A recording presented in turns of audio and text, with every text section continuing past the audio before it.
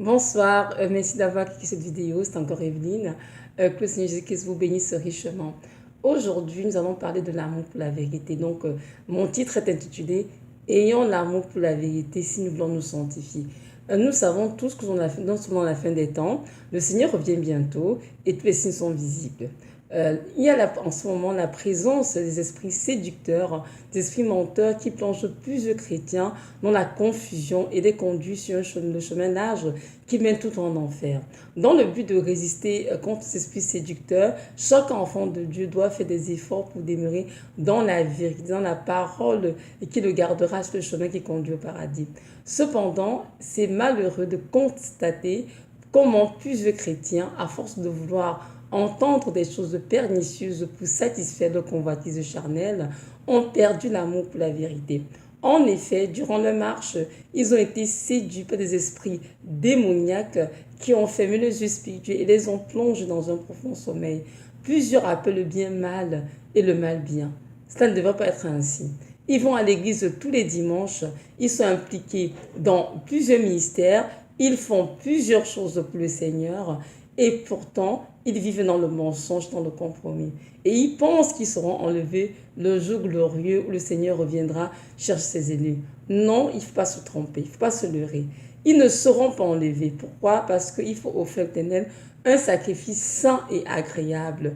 Donc, tout ce que nous le Seigneur d'être complètement saint et non entaché de mensonges, quel qu'il soit. Notre Dieu est un Dieu juste, il rendra chacun selon ses œuvres. Nous devons comprendre que si nous voulons faire partie de ceux qui seront enlevés, nous devons nous préparer, c'est-à-dire nous sanctifier et ôter de nos vies toutes les choses abominables qui attristent le Saint-Esprit. Et pour cela, nous devons avoir l'amour pour la vérité. Car le Saint-Esprit qui nous a été donné est celui qui nous aide dans la préparation de nos processus de sanctification et il travaille dans la vérité. Donc, si on n'aime pas la vérité, il ne pourra pas faire son travail dans notre vie. C'est pourquoi on dit dans les Écritures l'esprit de vérité. Donc l'esprit de vérité, c'est le Saint-Esprit. Donc il ne peut pas agir dans nos vies si on n'aime pas la vérité. Si on a tendance à vouloir vivre dans la zone grise. Avec le Seigneur, il n'y a pas de zone grise, il n'y a pas de zone grise, oui, mais il y a juste des zones de soit c'est noir ou c'est blanc. Donc c'est important en tant que chrétien de vraiment avoir l'amour pour la vérité sans le Seigneur. C'est important. Nous allons lire ensemble un texte qui est dans Jean 17, versets 14 à 19. Jean 17, versets 14 à 19. Je vais lire. Je leur ai donné ta parole, et le monde les a haïs, parce qu'ils ne sont pas du monde, comme moi je ne suis pas du monde. Je ne te prie pas de les ôter du monde, mais de les préserver du mal. Ils ne sont pas du monde, comme aussi je ne suis pas du monde. Sanctifie-les par ta vérité. Ta parole est la vérité.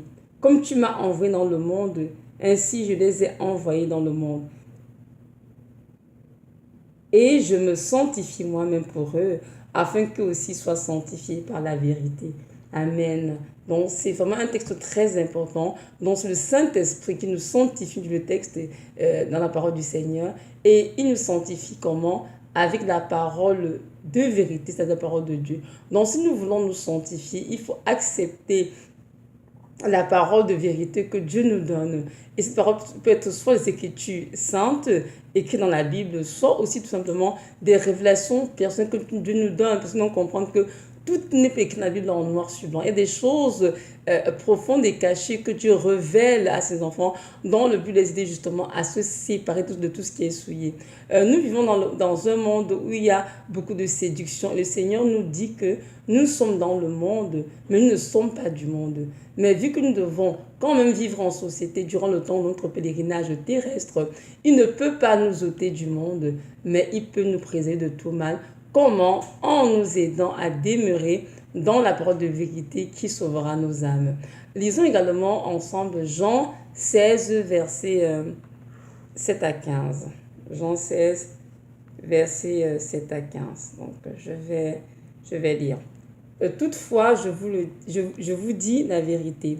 Il vous est avantageux que je m'en aille, car si je m'en vais, le défenseur ne viendra pas à vous. Mais si je m'en vais, je vous l'enverrai. Et quand il sera venu, il convaincra le monde de péché, de justice et de jugement. De péché parce qu'il ne croit pas en moi, de justice parce que je m'en vais au Père et que vous ne me verrez plus, de jugement parce que le prince de ce monde est déjà jugé. J'ai à vous dire encore plusieurs choses, mais elles sont au-dessus de votre portée. Mais quand l'Esprit de vérité sera venu, il vous conduira dans toute la vérité, car il ne parlera pas de lui-même, mais il dira tout ce qu'il aura entendu et il vous annoncera les choses à venir. Amen. Il me glorifiera car il prendra ce qui est à moi et vous l'annoncera. Amen. Donc voilà, le Seigneur dit ici que le Saint-Esprit prendra tout ce qui a lieu et nous l'annoncera. Dans le Saint-Esprit qui nous a été donné, c'est lui qui nous convainc de péché, de justice, de jugement. Oui, nous devons avoir une belle relation avec le Saint-Esprit, car c'est lui qui nous conduit dans toute la vérité, qui nous enseigne tout ce que nous devons savoir. Il prendra ce qui est au Père et nous l'annoncera, c'est dit dans la parole. Et au verset 13, il est écrit bien, quand l'Esprit de vérité sera venu. Donc l'Esprit de vérité, c'est le Saint-Esprit. Donc il ne travaille que dans la vérité et non dans le mensonge. Ceci veut dire quoi? Si un enfant de Dieu qui marche dans le Saint-Esprit, dans l'Esprit, commet un quelconque péché, le Saint-Esprit va lui révéler que ce péché l'attriste. Et si cet enfant de Dieu est assez sensible à la voix du Saint-Esprit, il va tout simplement demander au Saint-Esprit de quoi il est question. Et le Saint-Esprit lui dira exactement le péché en question. Et cet enfant de Dieu qui marque la vérité va tout simplement reconnaître la chose et se repentir, la confesser rapidement afin de ne pas perdre la relation avec le Père. Il dira, oui Seigneur, je reconnais que j'ai péché contre toi, et il se repentit rapidement et sincèrement. Mais parfois, on ressent au cœur que le Saint-Esprit de Dieu est attristé, mais lorsque Dieu pointe la chose qu'on a peut-être fait, qu'il attriste, on commence à raisonner, on n'est pas assez sensible, on ne veut pas reconnaître la chose et on commence à raisonner, à se trouver, à se justifier, alors que ça ne devait être ainsi, non. Le Seigneur s'attend à ce que lorsque l'Esprit de Dieu, son Esprit nous montre quelque chose dans notre vie qui ne va pas, que nous ayons assez d'amour pour la vérité et pour lui aussi le Seigneur, pouvoir dire oui Seigneur, je reconnais que ce que l'Esprit me dit, c'est ça, je pratique. Prenons un exemple, c'est le mensonge, ou bien, je sais pas, la fornication, ou bien le vol, peu importe ce que c'est. Le murmure, le comméras, le Seigneur pointe la chose, il faudrait vraiment reconnaître la chose, l'admettre et vraiment confesser la chose. Au lieu de continuer à faire la sourde oreille parce qu'on aime bien pratiquer cette abomination, non. On ne devrait pas faire cela parce que ces choses attristent véritablement beaucoup le Seigneur. Donc, on comprend que dans nos vies, il y a des péchés apparents qui sont évidents. Donc, lorsqu'on commet ces péchés, on les confesse souvent assez rapidement, sans aucune résistance. Mais il y en a certains qui sont très subtils et parfois nous prend vraiment de crucifier notre chair afin d'avouer que oui, telle ou telle chose que je fais est un péché. Nous devons comprendre que ce n'est pas notre avis qui compte, mais c'est bien celui du Seigneur. Si une chose est abominable pour le Seigneur, cette chose devrait être également abominable pour nous en tant qu'enfants de Dieu. Parce qu'en tant qu'enfants de Dieu, nous sommes supposés être ses imitateurs. Donc, ce que Dieu appelle mal, c'est mal pour nous. Ce qu'il appelle bien, c'est bien pour nous. Par exemple, si Dieu dit que tu es un enfant de Dieu, les feuilletons à l'eau de rose que tu regardes tous les jours attristent le Saint-Esprit, cet enfant de Dieu doit être capable de reconnaître que la vérité. Et si cet enfant a déjà du mal à comprendre que le Seigneur parle, il peut juste aller en prier, dire Seigneur, de quoi est-ce que tu parles? Comment est-ce que les feuilletons t'attristent? C'est vraiment tout ce que les feuilletons à l'eau de rose, je fais le style, sont cette biche, les feux de l'amour, tour d'histoire, sont des feuilletons qui prennent vraiment la débauche, l'immoralité sexuelle, la luxure, etc. et n'édifient en rien. Donc un enfant de Dieu qui est constamment devant, ces choses suivent cet enfant de Dieu et attristent par conséquent le Saint-Esprit. Alors qu'il est dans Éphésiens 4, je ne sais pas quel verset, en tout cas je verset 27, je me trompe pour 23, qu'il ne faut pas attrister le Saint-Esprit par lesquels ils ont été scellés pour la rédemption. Donc c'est important en tant qu'enfant de Dieu de suivre, de veiller sur ce que nous regardons. Lorsque Dieu vient dans sa grâce te parler, te dit voilà, tu regardes déjà de films, style de films ou de feuilletons que je n'aime pas, tu dois être capable de reconnaître, d'admettre que oui Seigneur, ce n'est pas bien, je dois vraiment repentir et laisser tomber. Donc si tu as assez d'amour pour la vérité, tu dois vraiment accepter la vie du Seigneur, te repentir et prier afin qu'il t'aide à ne plus les regarder. Au lieu de cela, beaucoup diront, mais en quoi c'est mauvais, il n'y a rien de mal à regarder ces choses. Oh, que si, il y a beaucoup de malgré des choses et beaucoup de chrétiens vont rater l'enlèvement parce qu'ils passent tout leur temps à regarder des choses qui attristent le cœur du Saint-Esprit. Mais pour eux, c'est tout à fait normal, il n'y a rien de mauvais de cela. Mais laissez le Saint-Esprit vraiment vous revenir dans vos vies, toutes les choses que vous êtes confessées et ayez vraiment l'amour pour la vérité, pour accepter ce que Dieu vous dit, au lieu de passer tout le temps à discuter ou à raisonner le Seigneur, car cela ne mènera nulle part. Un second exemple que je prendrais, par exemple, sera au niveau des femmes. Les femmes qui aiment bien se maquiller et mettre toutes sortes d'artifices pour se faire belle, que ce soit les bijoux, les faux cheveux, les vêtements qui s'appellent hyper sexuels, dénudés, etc. Ça fait longtemps que le Seigneur dit à plusieurs d'arrêter de mettre ces choses. Parce que ces choses sont appelées abominations devant ses yeux. Car ces choses sont des objets du diable. La sirène des eaux, nous savons tous qui est la propriétaire de toutes ces choses que les femmes mettent sur elles pour se décorer. Mais en tant qu'enfant de Dieu, il y en a plusieurs qui ne veulent pas accepter la vérité. Plusieurs passent le temps à discourir et à raisonner le Seigneur, disant mais non, ce n'est rien de mauvais, je vais juste me faire belle, je ne fais rien de mal. Mais en fait, lorsque tu mets ces choses, toi, enfant de Dieu qui m'écoute en ce moment, la vérité est que tu as sur ton corps des esprits de serpent. Oui, sur ta tête là, les mèches que tu vois, ce qui pendent de là jusqu'aux fesses, que ce soit les synthétiques ou les brésiliennes, ce sont des serpents qui sont sur ta tête. Et pour ceux qui mettent le maquillage dans le monde spirituel, lorsque les regardent, en fait, elles ont des excréments sur le visage. Mais dans le monde naturel, on me dit elles sont belles, elles paraissent belles, mais ce n'est pas la vérité. La vérité, c'est que quand tu mets ces choses, tu te souilles avec. Et dans le monde spirituel, tu es très laide avec ces choses. Donc, ce que Dieu vient te dire, mon enfant, arrête de mettre ces choses. C'est mieux, au lieu de résister au Saint-Esprit, il vaut plutôt prier et de dire, Seigneur, je t'en prie, aide-moi à comprendre pourquoi je dois arrêter ces choses, Seigneur, et aide-moi à comprendre. Tu es libre de croire tout ce que tu veux pour te faire plaisir, mais la vérité ne changera pas. La vérité est que ces choses que tu mets sur toi, parfum, fond de teint, bijoux, mèche, tissage, peu importe le nom, pour te décorer le corps, ce sont juste des choses abominables dans le Seigneur. Et si tu continues d'écouter l'ennemi, tu ne te sanctifieras pas. Tu ne pourras pas prendre le temps de vraiment mettre ta vie en règle. Et le jour d'enlèvement, tu ne seras pas prise. Ma sœur en Christ, ça c'est ça la vérité. La vérité, c'est que le jour de l'enlèvement, seuls les enfants de Dieu qui sont préparés et qui sont sanctifiés vont entrer dans le royaume de le Seigneur. Tous ceux-là qui ont passé le temps à commettre péché sur péché ne seront pas enlevés. Même si tu vas à l'église, même si tu es à la chorale, même si tu évangélises, même si tu fais des orphelins, des veuves, si le Seigneur n'avait rien dit, tu n'y entreras pas. Parce qu'il n'a pas encore rien de souillé, n'entrera dans la Jérusalem céleste. Donc accepte la vérité et demande l'aide au Seigneur pour te dépouiller. Moi, avant, je mettais le fond de teint, pendant plusieurs années en passant. Et chaque fois, mon mari disait toujours, arrête de mettre le fond de teint, chérie, j'aime pas ces choses et tout. Mais je continue quand même de mettre de temps en temps, pas tout le temps, mais de temps en temps quand même, je mets le fond de teint. Et un jour, je fais un rêve et tout. Je vois le Seigneur qui me dit, arrête de mettre ça sur ton visage. Et il arrête de mettre sur ton visage avec tellement d'autorité. Et lorsque je me suis réveillée, j'ai compris qu'il était temps pour moi d'arrêter. Même si ça, quand je me sentais comme je parais belle et tout, le Seigneur dit, frère, ces choses. Et j'ai pris le temps de prier et Dieu s'est révélé à moi. Et c'est lorsque j'ai jeté le fond de teint, que j'ai retenu ces choses, que j'ai commencé à me parler de l'action des sirènes des eaux dans la vie de plus de ses enfants. Et ces sirènes, évidemment, sortent de vous souiller.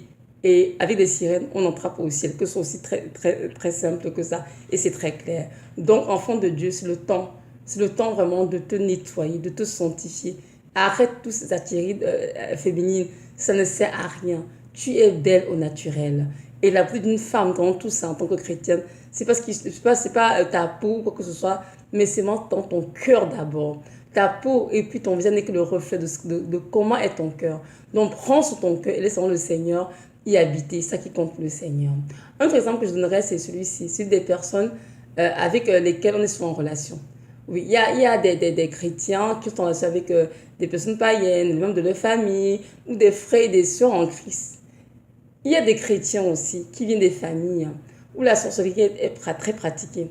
Et parfois, le Seigneur demande à certains de ces chrétiens de couper les relations avec leur famille de manière temporaire, le temps qu'il opère une délivrance avant de rétablir les relations. Mais lorsque Dieu leur révèle, par exemple, quand leur famille fait la sorcellerie, au lieu d'écouter le Seigneur et de faire ce que Dieu attend d'eux, ils commencent à ignorer ou à vivre dans le déni. Ils se convainquent eux-mêmes que dans leur famille, il n'y a aucune sorcellerie. Donc, ils refusent d'accepter la vérité révélée par le Seigneur. Et ils continuent d'entretenir les relations et les membres de leur famille. Alors, ils vivent dans le déni et continuent de fréquenter. La vérité est que tu ne peux pas être un enfant de Dieu et fricoter avec les ténèbres. Même si c'est dans ta famille, ça ne change rien pour le Seigneur. Car il est écrit dans la parole qu'il n'y a aucun rapport entre Christ et Bélial. Il n'y a aucun rapport entre le fidèle et l'infidèle. Il n'y a aucun rapport entre la lumière et les ténèbres. Amen.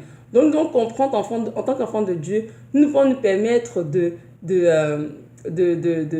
faire ce qui nous plaît. Non, on doit faire ce qui glorifie le nom du Seigneur qui nous a rachetés au prix de sa propre vie afin de nous enlever, nous transférer des ténèbres à la lumière. Donc c'est important en tant qu'enfant de Dieu vraiment de vivre la vie que Dieu a pour nous et d'obéir à chaque instant. Dieu ne donne pas ici par contre d'avoir de la haine contre un de nos familles ou quoi que ce soit, aucunement, mais parfois des nettoyages à faire dans une famille.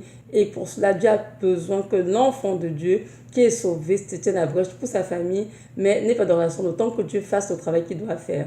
Et ceci est aussi valable même pour les amis non sauvés, qui sont païens, pour les chrétiens, soi-disant, qui se disent chrétiens, mais qui pratiquent des choses abominables dans le Seigneur, dans le monde de l'occultisme, non. Toutes ces personnes, on doit faire attention. Si une personne pratique la sorcellerie ou l'occultisme, tout simplement, nous ne pouvons pas en tant qu'enfant de Dieu, avoir une véritable relation avec cette personne. À moins que le Seigneur lui-même leur donne dans un but précieux de sauver cette âme. Mais nous devons vraiment faire attention et obéir à la parole du Seigneur. On lit ensemble 2 Corinthiens 6, versets 11 à 18. 2 Corinthiens 6, versets 11 à 18, je vais le lire. Ô Corinthiens, notre bouche est ouverte pour vous. Notre cœur s'est élargi. Vous n'êtes pas à l'étroit au-dedans de nous, mais vous êtes à l'étroit dans vos entrailles. Or, pour nous traiter de la même manière, je vous parle comme à mes enfants. Élargissez-vous aussi à notre égard. Ne portez pas un même joug avec les incrédules. Car quelle communion y a-t-il entre la justice et l'iniquité? Ou quelle communion y a-t-il entre la lumière et les ténèbres? Et quel accord y a-t-il entre Christ et Bélial? Ou quelle part a le fidèle avec l'incrédule? Et quel accord y a-t-il entre le temple de Dieu et les idoles? Car vous êtes le temple de Dieu vivant. Selon ce que dit Dieu, j'habiterai au milieu d'eux et j'y marcherai. Je serai leur Dieu, ils seront mon peuple. C'est pourquoi sortez du milieu d'eux et séparez-vous, dit le Seigneur. Ne touchez à aucune chose souillée et je vous recevrai. Je serai pour vous un père et vous serez pour moi des fils et des filles, dit le Seigneur Tout-Puissant. Amen. Donc, il est clair avec ces versets de Corinthiens 6, 11 à 18 que véritable enfant de Dieu, véritable chrétien, qui demeure dans le cœur du Seigneur, qui a une relation du Seigneur, ne peut pas être en relation avec des gens qui pratiquent des ténèbres. C'est impossible. Donc, si tu es un enfant de Dieu et que tu peux prier pour des relations que tu as, et Dieu t'a révélé que telle personne pratique l'occultisme, mais que tu continues à entretenir une relation à cette personne, sache que la vérité est que cette personne va te souiller et va te traîner en enfer. Donc, c'est le temps pour toi de te lever et de faire mener dans tes relations. Si tu veux faire partie de ceux qui sont enlevés, si tu veux entrer dans le royaume des cieux un jour, il est temps pour toi de te lever, d'accepter la vérité, ce que Dieu t'a montré dans tes rêves, dans tes visions, et de vraiment prendre acte en obéissant et en coupant ces relations qui déshonorent le Seigneur rapidement. Donc, c'est ça que je dirais. Un autre exemple que je prendrais, ce serait celui du combat spirituel. En tant qu'enfant de Dieu, savons tous que nous sommes tous impliqués dans un combat spirituel. Vous les mentionnez en Ephésiens 6, versets 12 à 18. Et il est important de se revêtir des armes de Dieu afin de résister contre les ruses de Satan, ce qui est dans la parole. Parmi ces armes, nous savons tous qu'il y en a plusieurs. Et il y en a une, c'est la ceinture de vérité à nos reins. Nous allons lire le texte ensemble. Le texte est dans Ephésiens 6, comme je l'ai dit, versets 12 à 18. Donc, je vais lire. Ephésiens 6 dit ceci. Car nous n'avons pas à lutter contre la chair et le sang, mais contre les principautés, contre les puissances, contre les seigneurs du monde des ténèbres de cet âge, contre les méchancetés spirituelles qui sont dans les lieux célestes. C'est pourquoi prenez toutes les armes de Dieu, afin de pouvoir résister dans le mauvais jour, et tenir ferme après avoir tout surmonté. Soyons donc fermes, ayant à nos reins la vérité pour ceinture, ayant revêtu la cuirasse de la justice et ayant à nos pieds chaussés, nos pieds chaussés, prêts pour l'enseignement évangile de paix. Par-dessus tout, prenez le bouquet de la foi avec lequel vous pourrez éteindre les dards enflammés du mauvais. Prenez aussi le casque du salut et l'épée de l'esprit qui est la parole de Dieu. Amen. Donc nous voyons bien ici que Dieu a demandé de quoi? On doit revêtir toutes les armes de Dieu afin de résister de manière ferme à tous les refus de Satan et de pouvoir aussi tenir ferme après avoir tout surmonté. Donc, tout enfant de Dieu est impliqué obligatoirement dans un combat spirituel, effectivement, parce que nous savons tous que Satan, tous ces démons, travaillent avec beaucoup d'ardeur, de rigueur, pour pouvoir, en plus de Dieu, de se sanctifier, pour empêcher d'entrer au ciel, d'être dans l'enfer. Donc, chaque enfant de Dieu sait que tous les jours, il a fait les prières de combat spirituel. Mais on dit ici que pour faire les prières de combat spirituel, il faut se revêtir des armes de Dieu, de tout temps. Donc, il faut revêtir toutes les armes de Dieu. Et parmi ces armes, il y en a une, on appelle la ceinture de vérité à nos reins. Alors, si tu marches dans la vérité, si tu n'as pas l'amour pour la vérité, je suis désolée de te le dire, mais cette ceinture de vérité ne peut pas tenir sur toi. Et les armes, on ne les revêt pas un morceau par-ci, pas dispersé.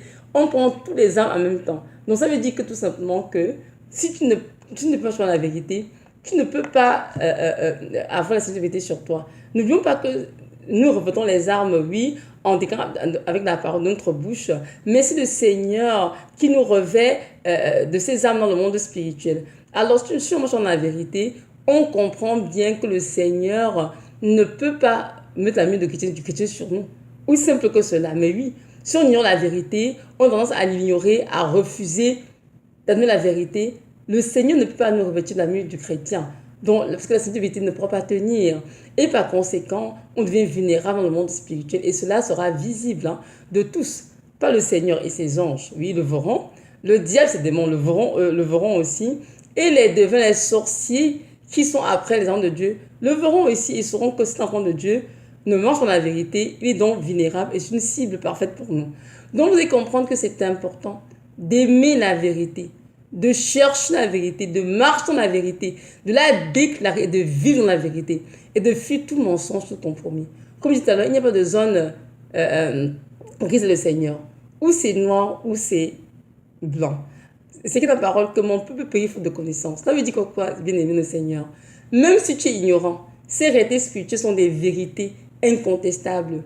Que tu sois ignorant ou pas, ça ne change rien. C'est ça qui est le monde spirituel. Donc, si tu as tendance à vouloir vivre dans un pied dans le Seigneur, à faire des choses en arrière, en cachette, et faire croire dans l'église que tu es un enfant de la vérité, le ténèbre des armées le voit. Et le monde spirituel sait très bien qui tu es. Et devant eux, tu ne pourras pas tenir lorsque tu fais tes pieds de combat spirituel. Donc, c'est important vraiment de marcher dans la vérité et vraiment de demeurer dans la vérité. Très important. Là, je vais donner un dernier exemple, juste pour que... Moi, je prends des exemples pour que nous comprenions. Il y en a, il peut y avoir 1000 exemples, mais je prends juste quelques-uns, juste pour que nous nous situions vraiment de quoi je parle quand je dis d'avoir l'amour pour la vérité. Donc, le dernier exemple que je prendrais serait ceci. Tu es un enfant de Dieu et tu attends le Seigneur, par exemple. On te dit que le Seigneur revient bientôt. Mais depuis qu'on parle, tu continues de tourner en rond. Tu te dis, oh ben oui, le Seigneur vient un jour, je vais me préparer. Mais non, si tu es un véritable enfant de Dieu, tu dois te préparer si tu attends vraiment le Seigneur Jésus de Nazareth. Si vraiment tu l'épouses, tu dois attendre l'époux. Et pour ça, il faut que tu te prépares. Plusieurs prédicateurs prêchent et disent aux enfants de Dieu, ils sont déjà prêts parce qu'ils ont donné leur vie au Seigneur, dont leur nom sont écrits dans le livre de vie, nous besoin de se préparer. Ça, c'est une grande tromperie, le mensonge du siècle.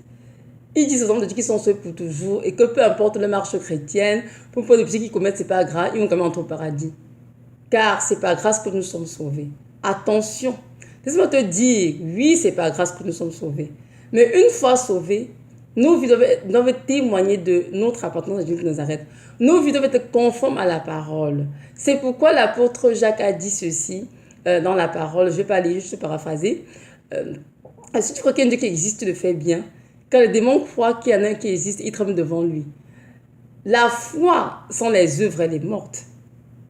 Quand la foi sans les œuvres, c'est comme un corps sans âme. Pour te dire que si vraiment tu es un enfant de Dieu, tes œuvres doivent témoigner que tu es un enfant de Dieu. Si dans ta vie, tu es chrétien et qu'on continue tu vis tout dans la débauche, dans la fornication, dans le mensonge, dans le vol, tu bois l'alcool, tu te drogues, tes histoires, c'est sûr que tes œuvres montrent très bien que tu n'es pas converti. Mais tu m'as converti, toute ta vie doit être conforme à la parole de Dieu. Tu dois prier tous les jours pour que Dieu t'aide à te sanctifier. Donc, bien dans le Seigneur, si tu attends le Seigneur Jésus, il faut te préparer et mettre ta vie en règle. Il faut te réveiller et arrête d'écouter les voix des sirènes qui vous racontent comme quoi tu n'as pas besoin de te préparer parce que tu es sauvé. C'est du mensonge. Il est que dans Romains 8, verset 1, c'est vrai. Il n'y a plus de condamnation pour ceux qui sont en Jésus-Christ. Car l'esprit de vie en Jésus-Christ nous a affranchis. L'esprit de la mort et du péché. C'est vrai que c'est écrit, mais là c'est pour ceux qui marchent selon l'esprit, non selon la chair. Amen. Et nous devons que tous ceux qui sont conduits par l'esprit sont fils de Dieu. Donc si dans ta vie, tu vois que des choses que tu fais tout le temps, tous les jours, nous n'avons avec le Saint-Esprit, nous sommes contraires à la piété, assurément tu meurs sans le Saint-Esprit. Il va falloir que tu mets ta vie en règle. Il va falloir que tu donnes au Seigneur de t'aider à nettoyer ta vie, à ôter de ses yeux tout ce qui est abominable, afin que tu sois prêt pour son retour. Tu sais, si tu ne te prépares pas, le Seigneur viendra et vu l'enlèvement, tu ne seras pas pris. Peu importe tes arguments, peu importe tes regrets, droche tes yeux pour pleurer, tu ne seras pas pris. Il est écrit dans la parole que rien de souillé n'entrera dans le royaume des cieux. Donc c'est le temps de faire le ménage dans nos vies et vraiment de mettre tout en règle, de demander au Seigneur, Seigneur, remets dans ma vie tout ce qui est abomination, tout ce qui te dérange, Seigneur, tout ce qui t'attriste. Et aide-moi aussi à m'en départir complètement, Seigneur. Nettoie minutieusement ma vie, Seigneur, afin que ma vie reflète véritablement ta gloire. Oui, c'est très important. Nous allons lire ensemble 2 Thessaloniciens 2, versets 7 à 12. Donc, 2 Thessaloniciens 2, versets 7 à 12. Donc, je vais lire 2 Thessaloniciens 2, versets 7 à 12. Car le mystère de l'iniquité opère déjà. Seulement celui qui le retient en ce moment le fera jusqu'à ce qu'il soit hors du chemin. Et alors sera révélé l'impie que le Seigneur détruira par le souffle de sa bouche et qu'il anéantira par l'éclat de son avènement. L'avènement de cet impie se fera par la puissance de Satan, avec toutes sortes de miracles, de signes et de prodiges mensongers, et avec toutes les séductions de l'injustice pour ceux qui périssent parce qu'ils n'ont pas reçu l'amour de la vérité pour être sauvés. C'est pourquoi Dieu leur envoie une puissance d'égarement pour qu'ils croient au mensonge, afin que tous ceux qui n'ont pas cru à la vérité, mais qui ont pris plaisir à l'injustice soient condamnés. Ah mon Dieu, Amen. Nous Seigneur est très clair ici. S'ils n'ont pas reçu l'amour pour la vérité, on ne sera pas sauvé. Aussi simple que ça. Et si on n'est pas sauvé, Dieu Seigneur, justement, on ne sera pas sauvé. Ça veut dire que notre puissance qui est dans notre vie, c'est la puissance d'égarement. Donc, avant de vouloir toujours écouter des choses pernicieuses qui font plaisir à notre chair et fuir la parole de vérité qui force nos âmes, le Seigneur finit par laisser l'esprit d'égarement nous séduire. Et on sera justement au mensonge de tels prédicateurs, de tels pasteurs, de tels prophètes. Et on va juste se réveiller étant en enfer. Alors que Dieu nous a sauvés, qu'on est au paradis, mais là on se trouve en enfer. Donc, mon frère, ma soeur, c'est le temps de vraiment t'assurer que tu es un enfant qui aime la vérité. Et si tu ne veux pas la vérité du Seigneur, il faut prier qu'il donne l'amour pour la vérité, qu'il donne l'amour pour la sainteté. C'est ce qu'il a dans le verset 10, on peut relire. On dit bien, et avec toutes les séductions de l'injustice pour ceux qui périssent, parce qu'ils n'ont pas reçu l'amour de la vérité pour te sauver. Donc pour te sauver, il faut l'amour de la vérité. Parce que le Saint-Esprit qui nous aide, qui nous enseigne, qui nous aide à nous sanctifier, en vue du Seigneur, il travaille la vérité. Et sans la vérité, tu ne peux pas te préparer. Et si tu crois au mensonge, grande sera tes ténèbres. Et malheureusement, tu seras plutôt voué à la condamnation au lieu d'être justifié. Donc c'est le temps, bien le Seigneur, de comprendre que l'heure est avancée. Jésus-Christ revient bientôt et c'est le temps de se préparer. minutieusement et de vraiment demander au Seigneur de l'aide pour mettre nos vies en règle et nettoyer, de sortir toutes les couches de péché cachées, tout ce qui est sale. C'est le temps de mettre ça à la lumière pour que Christ lave cela par son sang précieux afin que nous soyons blancs comme la neige pour être prêts pour de son retour. C'est le temps de se préparer et il faut être prêt. Parce que Dieu a dit dans Matthieu 24, soyez prêts et pour être prêt, il faut se préparer. Donc, cette vidéo va nous interpeller tous que c'est important, qu'on attend la fin, que nous ayons l'amour pour la vérité. Parce que c'est ceux qui n'ont que pour la vérité qui seront sanctifiés et qui pourront être sauvés. Ceux qui n'ont pas, malheureusement, ne pourront pas être sauvés. Malheureusement, c'est ça la vérité. Donc, c'est ça. Pardon. Maintenant, je veux juste te dire à toi, qui m'écoutait, si tu ne comprends pas le Seigneur, j'aimerais juste te faire savoir que ce grand Dieu tout-puissant, Yahweh, Jésus-Christ, c'est le Dieu qui t'a créé. Aujourd'hui, il vient te dire qu'il veut te sauver. Il m'a sauvé. Moi, avant, j'étais une femme qui est à l'église catholique. J'avais une relation du Seigneur. Je ne le connaissais même pas. J'étais juste dans la religion. Mais un jour, s'est révélé à moi. Et je l'ai accepté dans ma vie comme mon sauvé Seigneur. Aujourd'hui, toi aussi, si tu entends sa voix, alors que ton cœur ne soit pas endurci, pose-lui tes questions, prie, demande-lui s'il est vraiment le véritable Dieu de se révéler à toi. Il sait qu'il le fera, car je sais qu'il soupire après ton âme. Et je sais qu'il veut te faire, il veut te compter parmi ses enfants qui seront enlevés. Car pour être enfant de Dieu, il faut accepter vraiment Jésus dans ta vie comme ton sauveur et ton Seigneur. Aujourd'hui, il vient te dire, mon enfant, je t'aime, je connais ta vie, parce que c'est moi qui t'ai créé. Je toque à la porte de ton cœur. Alors ouvre-moi ton cœur et je serai ton Dieu et tu seras mon fils, tu seras ma fille. Alors je t'encourage vraiment à ne pas remettre à demain. Fais ce pas de foi dès aujourd'hui et donne ta vie à ce Dieu puissant et glorieux qui t'a tant aimé qu'il est mort à Golgotha pour toi. Donc voilà. Merci de m'avoir écouté et que le Seigneur Jésus nous donne à tous vraiment l'amour pour la vérité afin que nos âmes soient sauvées. Merci.